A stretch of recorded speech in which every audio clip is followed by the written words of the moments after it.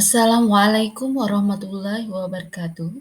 Perkenalkan, nama saya Leni Zubaidah, calon guru penggerak Angkatan 8. Dan fasilitator saya adalah Bapak Nurholis, sedangkan pengajar praktik saya adalah Ibu Helni.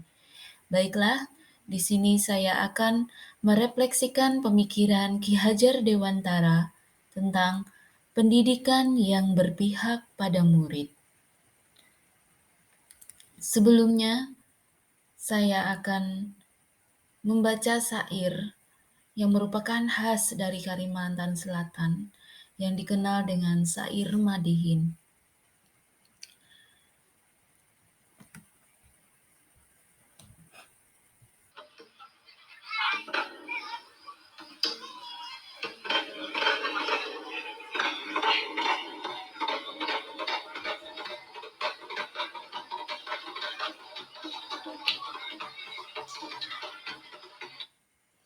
Awan,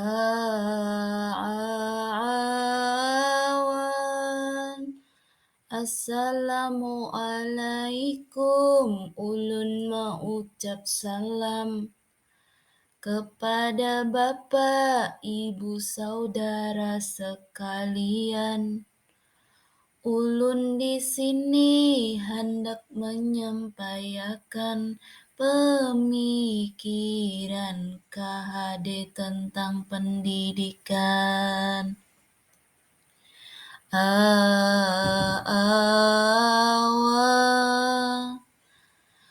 Beliau adalah tokoh luar biasa.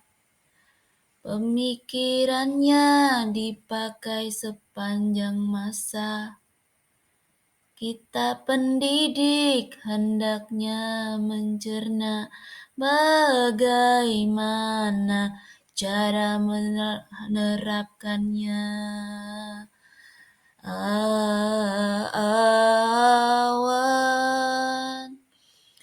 anak didik adalah makhluk mulia. Karena itu jangan tapi dipaksa.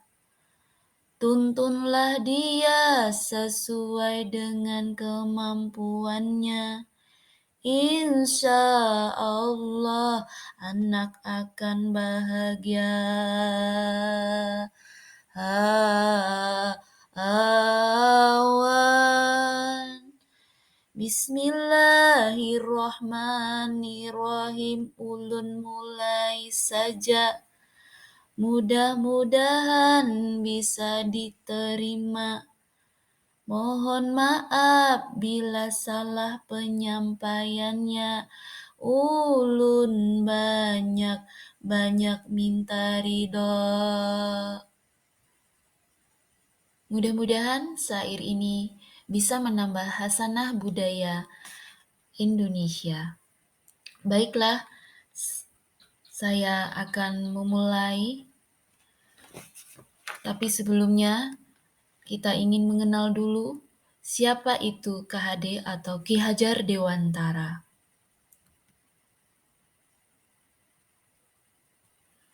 Ki Hajar Dewantara adalah pelopor pertama dalam dunia pendidikan yang ada di Indonesia. Beliau memperjuangkan kemerdekaan melalui jalur pendidikan. Pada masa penjajahan Belanda, beliau adalah seorang munir dokter pribumi yang bernama Raden Mas Suwardi Suryaningrat.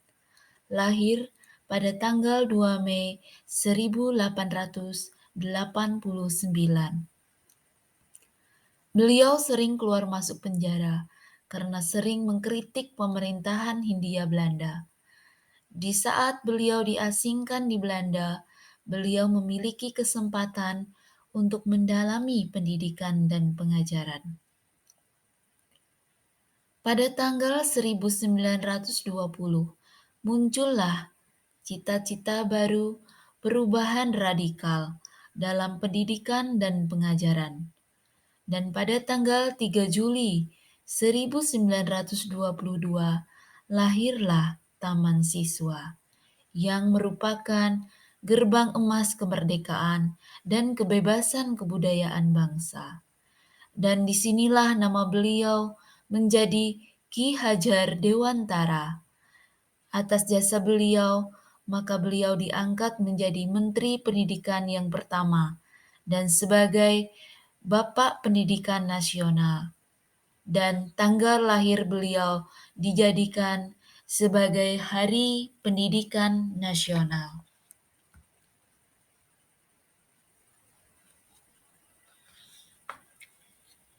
Mengutip dari apa yang disampaikan oleh Bapak Ikhwan Sahril melalui video tentang intisari dan interpretasi beliau atas filosofi pendidikan nasional menurut gagasan Ki Hajar Dewantara, bahwa anak tidak pernah ada yang sama. Dua anak itu tidak ada yang pernah sama persis, bahkan kembar siam sekalipun. Fitrah penciptaan yang Maha Kuasa adalah keberagaman.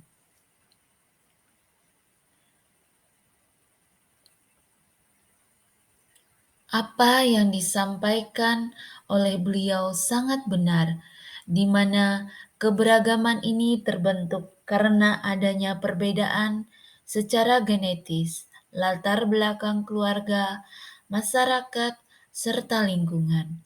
Juga kultur sosial budaya di tempat mereka tumbuh dan berkembang. Menurut Ki Hajar Dewantara, biarkanlah anak memiliki keunikan mereka sendiri-sendiri. Seorang pendidik harus peka melihat keunikan anak agar perkembangan anak dapat berjalan dengan optimal sesuai dengan minat dan bakat yang mereka miliki. Untuk mengoptimalkan minat dan bakat anak tersebut, maka pendidikan harus berpihak pada murid.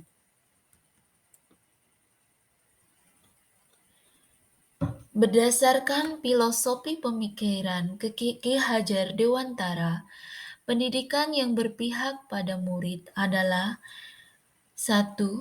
Pendidikan yang menuntun. 2. Kodrat alam dan kodrat zaman. 3. Pendidik seperti seorang petani. 4. Menebalkan garis yang samar-samar. 5. Berhamba pada anak. 6. Budi pekerti. 7. Ingarso sung tulodo ing madio mangun karso tutwuri handayani.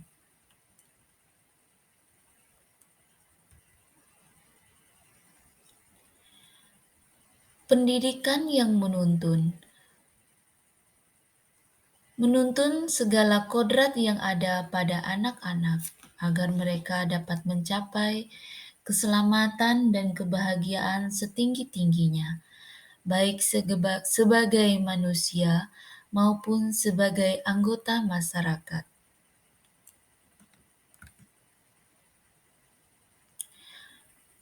Kodrat alam dan kodrat zaman.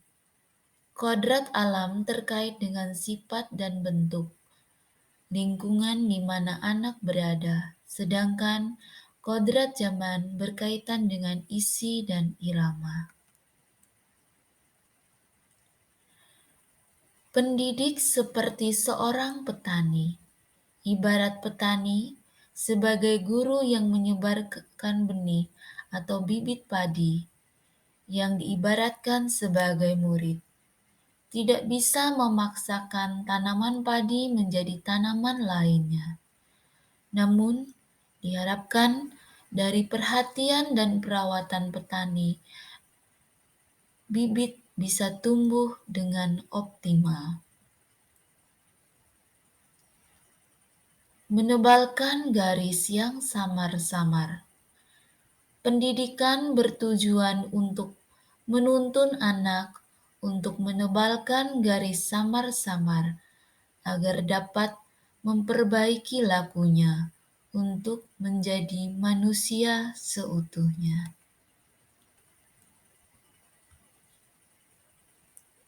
Berhamba pada anak. Pendidikan yang berhamba pada anak, yakni membebaskan anak dari segala ikatan, dengan suci mendekati anak, bukan sesuatu hak melainkan berhamba pada sang anak. Budi pekerti. Budi pekerti atau watak, karakter, merupakan perpaduan antara gerak pikiran, perasaan, dan kehendak atau kemauan, sehingga menimbulkan tenaga. Ing ngarsu sung tulodo, ing madyo mangun karso, tuturi handayani. Salah satu prinsip pendidikan dikenalkan oleh Ki Hajar Dewantara adalah momong, among, dan mong, yang dikembangkan menjadi ingarsu sung tulodo ing madyo mangunkarso tutwuri handayani. Artinya, di depan memberikan teladan, di tengah memberikan semangat, dan di belakang memberikan dorongan.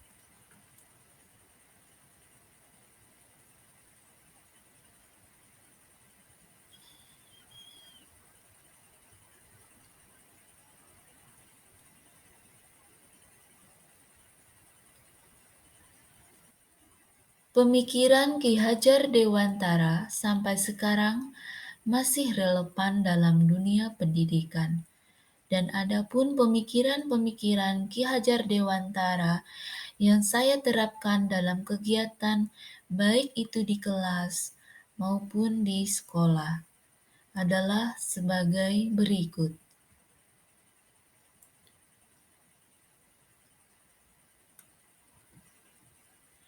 Pembelajaran pada murid. Pembelajaran yang berpihak pada siswa adalah pembelajaran yang dapat mengembangkan potensi mereka. Hal ini saya lakukan dengan proses pembelajaran yang menerapkan beragam model pembelajaran atau belajar sambil bermain yang membuat mereka senang dan bahagia. Begitu juga saya sebagai seorang pendidik.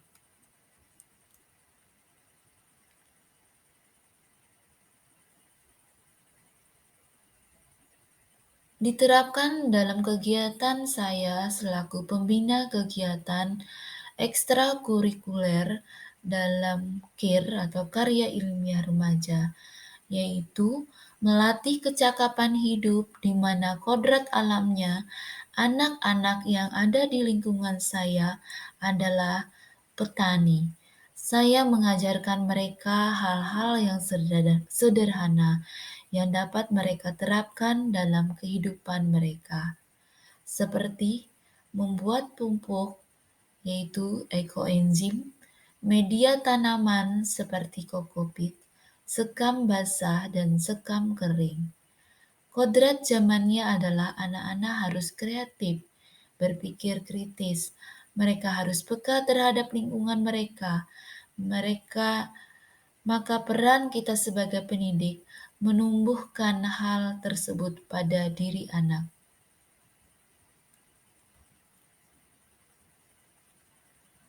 Pengkondisian kebiasaan-kebiasaan baik dalam lingkungan sekolah.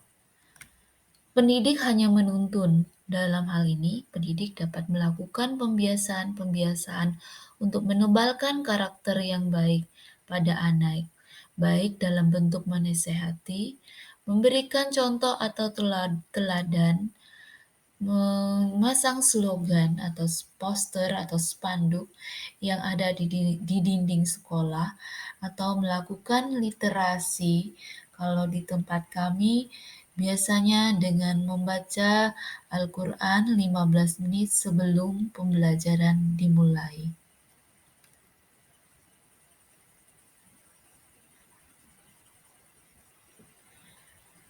Di sini ada lukisan gambar layar di tengah lautan. Di sini saya akan menggambarkan perumpamaan tentang dunia pendidikan. Mengapa saya mengambil latar belakang laut dan layar? Kita tahu sejak zaman dulu, nenek moyang kita dikenal sebagai pelaut tangguh. Hal ini karena Indonesia merupakan negara maritim. Mereka berlayar dari satu pulau ke pulau yang lain. Di sini saya mengumpamakan pelaut dan layarnya adalah anak didik. Rasi bintang atau kompas yang merupakan penunjuk arah adalah pendidik.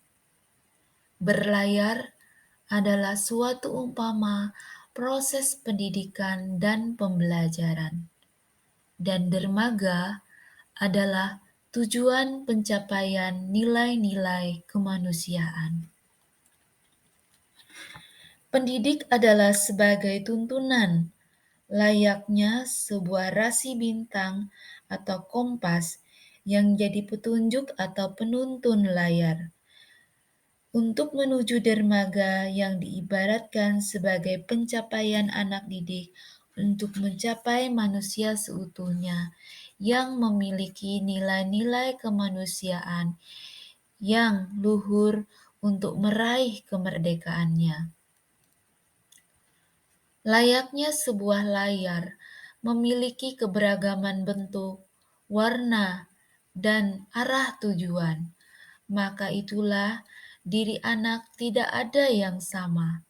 Kita sebagai pendidik yang diumpamakan rasi bintang atau kompas hanya menuntun mereka untuk berlayar, di mana di dalam berlayar pun setiap layar akan memiliki proses yang berbeda-beda. Ada yang melalui laut yang tenang, atau bisa juga melalui badai. Inilah proses pendidikan yang harus mereka lalui. Dengan proses ini merupakan suatu wadah untuk dapat menggali potensi pada mereka. Apabila mereka dapat melaluinya dengan baik, maka mereka akan dapat mencapai dermaga dengan selamat.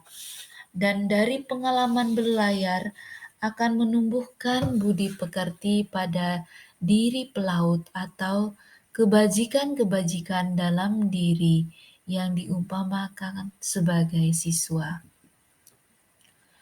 Kodrat alamnya adalah kondisi laut yang ada di sekeliling layar atau anak tersebut berada, dan kodrat zamannya adalah perubahan pada layar tersebut, baik itu bentuk, warna, sesuai perkembangan zaman. Dan pendidik sendiri harus bisa menyesuaikan perubahan zaman. Maka pendidik harus berbenah diri dengan meningkatkan kemampuannya untuk menuntun. Semisal kompas yang semakin hari teknologinya semakin canggih. Masing-masing layar memiliki tujuan, maka pendidik sebagai kompas harus bisa menuntun petunjuk arah untuk menggali potensi pada anak. Kompas tidak bisa membelokkan arah layar sesuai dengan keinginannya.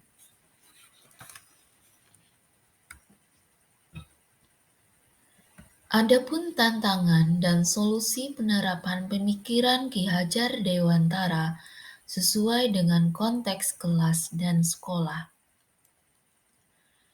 Tantangan yang saya hadapi sebagai pendidik adalah menyelaraskan diri dengan perubahan yang terjadi pada anak, sesuai dengan kodrat alam dan kodrat zamannya.